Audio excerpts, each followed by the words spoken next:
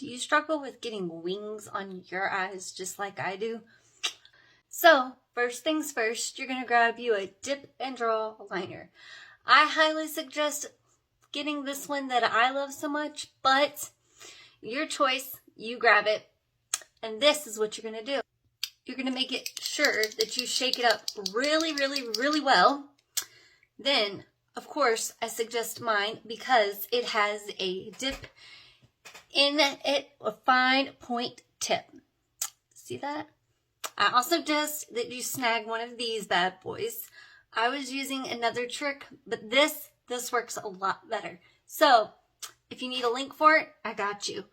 But you're going to take it and you're going to line it up right next to your eye.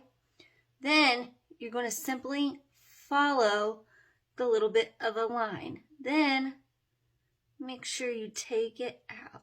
Then you're just going to simply follow your lash line and make sure that you're right up against it. Now I'm personally using black, and then you make sure you fill it in. So it's that easy. I'm opening up my eye just a little bit, taking that right back. So with me using this little gadget right here, I can touch it, and what would get on the side of my eye is getting on this and not on my skin. So now you've got you two really awesome looking wings.